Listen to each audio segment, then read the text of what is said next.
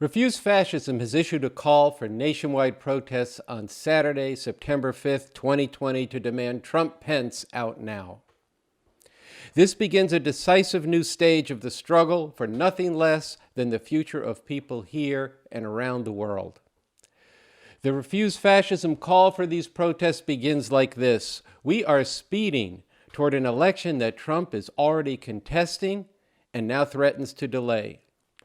This election, if there is an election, will be a showdown over the form of rule in this country. Will the Trump-Pence regime hold on to power and be given a mandate to violently suppress dissent and criminalize protest? Will a regime that brands as their enemy all those who struggle for a better world, whether for Black lives or the environment or for immigrants' rights, will all this be unleashed to exact revenge aimed at destroying our ability to stand up again? This and worse is unfolding now, and it has a name: fascism. Now is the time to marshal people for a determined struggle to demand that the Trump-Pence regime get out now. All who have been demonized and criminalized by this regime and the millions who hate Trump and what he stands for must unite with an unwavering resolve to remove this regime from power at the soonest possible time. That was the opening of the Refuse Fascism call for September 5th. We face a regime with powerful backing, organization, and millions of followers prepared to fight to bring into being a radically reactionary, yes, fascist America. This word has meaning, which is why many fear to utter it. But when fear stands in the way of confronting and calling hard truth for what it is the masses of people who suffer for it. This is why Refuse Fascism has said since its founding in December 2016, after the election and before the inauguration, in the name of humanity, we refuse to accept a fascist America. September 5th, 2020 needs to be a living declaration by masses of people in this country that we are determined. We are organizing. We are uniting. We are preparing to struggle with all we've got, starting now and not stopping until this regime is removed from power and the fascist program it is bludgeoning into place is indeed stopped. The hour is upon us. From the first days of the Trump-Pence regime, Trump and the movement that backs him have seen this regime as their last chance to save their America, a white, supremacist, Christian, patriarchal vision of America first. This past Monday, August 17th, Trump said, quote, "The only way we're going to lose this election is if the election is rigged," telling us that he will not accept the results if he loses. Trump and the Republican Party he commands have stripped thousands of voters from the registration rolls. They have closed polling places. They are mobilizing tens of thousands of vigilante poll watchers from their fascist, Confederacy-loving goons, recruiting in the police and from former Special Forces military. And they are subverting mail-in voting at a time when people must shelter in place to prevent the coronavirus from killing and damaging even more people. Trump's undermining the election has sounded an alarm, as it should. The Democratic Party and all who have relied on the normal workings of this system are confronting yet again, yet now with the highest of stakes, the unrelenting dynamic of fascism that cares nothing for what have been the normal workings of this system, its laws, its courts, its congressional hearings, its separation of powers, its impeachment process. All of this, the fascists shred in pursuit of their horrific program. And now, what people are being told by the Democratic Party, their media, and mass organizations is to rely on what? The normal political processes, the 2020 elections, which are being undermined, subverted, and delegitimized, and possibly cast aside with Trump refusing to leave, should their fascist regime see doing that as necessary to hold power if he loses. An electoral loss, which is not at all a sure thing. Will this basic lesson be heeded? This essential feature of fascism that it disregards, ignores, and in actuality tears up the rule of law while remaking the law to be whatever it is they say it is. Democratic politicians, pundits, and academics endlessly repeat with dramatic shock and dismay of Trump, "This is not who we are. This is not how things are done." Well, the fascists don't give a fuck, because they are moving to rip all of that up. Trump says it, then he does it. His flunkies in the regime and the Republican Party implement it. Fox News and the fascist mob cheer. Is this not what has happened over and over? And politics as usual is what you want to rely on? Instead of getting in the streets and staying as we did, and some are still doing, for Black and brown and Native American lives? The Democrats draw an analogy and say that Nero, the Roman Empire, fiddled while Rome burned, and yes, they joke, Trump golfs while hundreds of thousands are dying. But couldn't it be said that the Trump-Pence bludgeoned into place fascism, disregarding every political norm and every ounce of humanity and morality in pursuit of total power, while people thumb through their rule book, waiting to see if it really could get worse? Then we'll do what? Make a deal?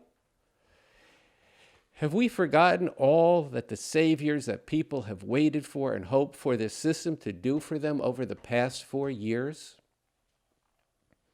The courts will stop what he's doing to immigrants, except that they're packed with reactionary judges who gave the regime the go-ahead over and over. Wait for the Mueller report to come out. That will undo him. But it didn't. The responsible Republicans will step up and remove him because Trump's a psychopathic narcissist and an incompetent. No, they didn't, and no, they won't. Trump's mania is achieving their agenda. The generals, Kelly, Mattis, McMaster, they'll be the adults in the room and they'll check Trump until they're fired and even more fascist flunkies replace them. The blue wave will take back Congress in 2018. We'll subpoena all of Trump's people and that will constrain Trump. But they didn't.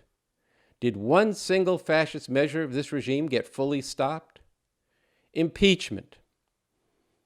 That was important. They said that will restrain him even if it doesn't remove Trump from office. But then the Democrats limited impeachment to how Trump tried to subvert the U.S. election by having the Ukraine dig up dirt on their main candidate, Joe Biden. Again, no subpoenas, no conviction, and Trump left all fired up, vindictive, and further hardened his base of followers for the fight to come.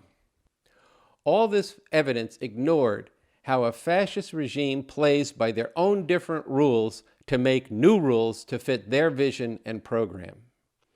And now, as we face the potential of the consolidation of fascism with all that means for the people here and around the world, and in the face of all the rigging of the election by the fascist machine of the TrumpPence regime and the Republican fascists in the state governments around the country, and or his contesting and refusing to leave office, we are told to just channel all of our efforts into the elections, full stop.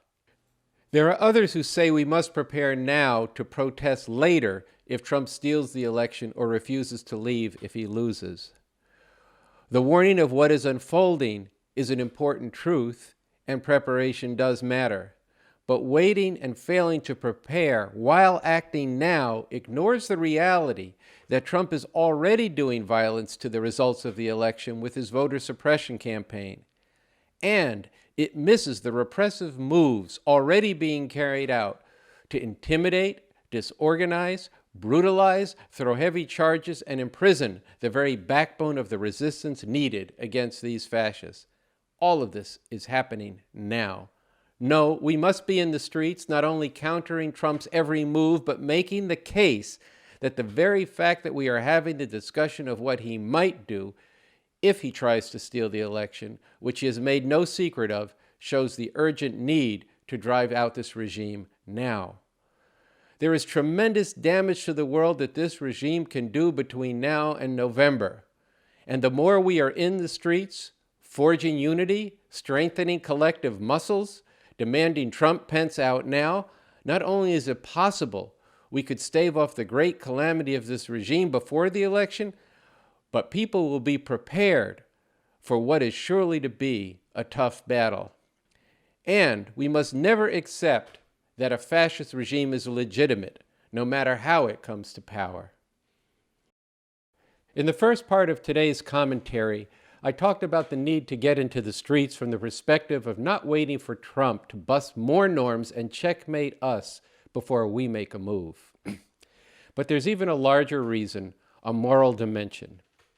Have we gotten inured to, used to, the accelerating fascist program? Has it gotten to the point where you are okay with concentration camps on the U.S.-Mexico border with children separated from their parents? Are you not so worried anymore about the TrumpPence regime has shredded environmental law, and should they stay in power, this could possibly mean that the planet may never recover from the devastation and perhaps become unable to sustain life? Do you think about what it means for the existence of humanity that Trump has his itchy, vindictive Twitter figure on the nuclear trigger and has said that if we have nuclear weapons, why can't we use them, while pulling out of nuclear arms treaties and expanding the U.S. nuclear weapons capacity? Do the thousands of lies and the blatant rejection of science and the promotion of quack medicine that has now cost over 170,000 lives from the COVID-19 pandemic blend into your background? And we have covered many times on the RNL show how the Trump-Pence regime's racist denigration of Black, brown, and Native Americans, their celebration of the Confederacy, their support for police brutality, how Trump's open embrace and unleashing of fascist white supremacists as very fine people, and his rallies and tweets calling for more brutality from the police, and his fomenting of his Second Amendment people as very tough people. All this is what is happening. In the last few episodes, we discussed and showed the paramilitary forces that Trump and Pence have deployed against peaceful protest in Portland, Oregon, and Seattle, Washington. Bob Avakian, in his statement on the immediate critical situation we face, has drawn a sharp parallel to the rise of Hitler in Nazi Germany in the 1930s. And he describes the process by which this unfolded over a whole period. He goes on to say this. All this did not happen all at once, but it took place within a relatively short period of time, a decade or so, and with an increasingly accelerating pace. The rule of law was not openly and formally abandoned altogether, but the law and the rule of law became the same as what Hitler and the Nazis said it was.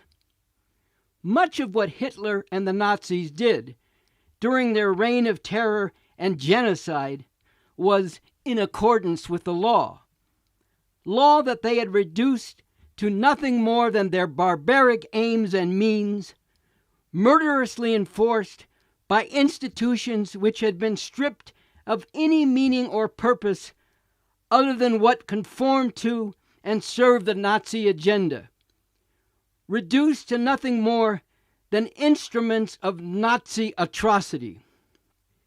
In the whole of what Trump is currently doing, including his open calls to overturn Supreme Court decisions and precedents, for example, to outlaw abortion and punish flag burning, along with his repeated violations of the law and due process of the law, and his insistence that he is the law, we can see the looming shadow of even more overt fascist dictatorship. For that is what fascism is: open and aggressive dictatorship, trampling on and perverting the rule of law, relying on violence and terror on behalf of the predatory capitalist system, and as an extreme attempt to deal with profound social division and acute crises, both within the country and in the global arena. And with the moves by Trump's Secretary of Education, Betsy DeVos, who is herself a Christian fascist whose ultimate goal is to replace public secular education with schools based on Christian fundamentalist indoctrination, we can see the outline of the Trump-Pence regime version of official Christian fascist ideology. We can recognize the looming shadow of a situation where not just school children, but everyone in society will be required to pledge allegiance to a white Christian fascist America. Is this not what 4 years has shown us is unfolding, step after killing step? Quote, open and aggressive dictatorship, trampling on and perverting the rule of law, relying on violence and terror on behalf of the predatory capitalist system as an extreme attempt to deal with the profound social division and acute crises both within the country and in the global arena, end quote. This is fascism. And to those fascism experts who say, where's the fascist organization that he's built up when he came into power? You have to look no further than the Christian fascist political movement that developed over decades and that is now at the core of the TrumpPence fascist regime and in their base. What has already been accomplished in law, in local and state governments in the first 4 years in relation to women's basic right to control their own bodies in public, secular education and terrorizing immigrant communities, including making them death traps for the coronavirus, well, we could spend the entire show cataloging all the measures that have already been implemented and taken. But the point here is where this goes with the second term. Look at Prime Minister Modi in India, who upon winning his second term, practically overnight, put an entire state, Kashmir, under total lockdown and military law, and soon after stripped millions of Muslims of their citizenship. Go to revcom.us and read the important article titled, What Happens When a Fascist Leader is Re-elected? A flashing red warning sign from India.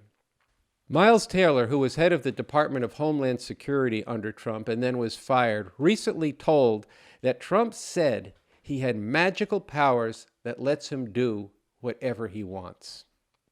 Taylor went on to say that there are people still serving in this administration who have told him, just wait until the second term. It will be no holds barred. It will be shock and awe. We'll do what we want, end quote. And then just in March, Attorney General William Barr revealed new emergency measures that would take away basic rights on their say-so, effectively allowing the government to imprison people indefinitely without any legal recourse. Too many of our youth don't know what's coming. They need to be reached. As much hell as they catch every day under this system, they need to know that fascism will be on a whole other level. This is a regime, a movement, and people who glorify the Confederacy, who have been seething in anger about the Black Lives Matter protests. And should the TrumpPence fascist regime succeed in staying in power, they will exact a tremendous vengeance against the people. In his statement, BA says that the stakes include this. If this regime is able to further consolidate its power and make further leaps in implementing its horrific objectives, this will result in a devastating setback for any attempt to resist injustice and oppression, and will very likely lead to the brutal repression and even annihilation of defenders of democratic rights and proponents of any meaningful progressive reforms, as well as any organized forces fighting for fundamental revolutionary change. With all the damage done to the rule of law, to the truth, to science, and most of all to the lives of people here and around the world, with all that the regime, Trump, Pence, and Barr have said they are going to do and have already begun, including subverting the current election, this reality and history has taught us that it can become too late to stop fascism. With all of this, does it make any sense to simply rely on voting in the election to remove the regime by itself? To be clear, because of the extraordinary danger of fascism, if there even is an election, people should vote against Trump and for the Biden-Harris ticket to contribute to what needs to be a decisive defeat for Trump. Bob Avakian says in his statement, doing so will create far better conditions for, quote, continuing to wage the struggle against everything represented by the Trump-Pence regime and all the oppression and injustices of this system, and it would be a great gift to the people of the world, end quote. But most fundamentally, BA says, quote, simply relying on voting to oust this regime will almost certainly lead to very bad, even disastrous results. We need to act starting now. Everyone watching or listening to this show needs to be a part of planning and building for the most powerful possible protests on September 5th to demand Trump-Pence out now. In the weeks to come, I and the other hosts of this show will be contributing to the wrangling that must go on to develop very quickly the vision, the unity, the strategy, and the organizational capacity to do what humanity requires of us to do very urgently at this crossroads. We want to close with these words from Bob Avakian. With the full awareness of what is represented by this fascist regime and what it means that Trump is not only seeking to suppress the votes of people who will vote against him, but is also preparing to utilize forceful, violent repression to remain in office if he is not declared the winner in the election. It is of critical and urgent importance to build now truly massive and sustained mobilization around the unifying demand that this regime must be out now, with an orientation of being prepared to continue this even past the election if the situation requires it.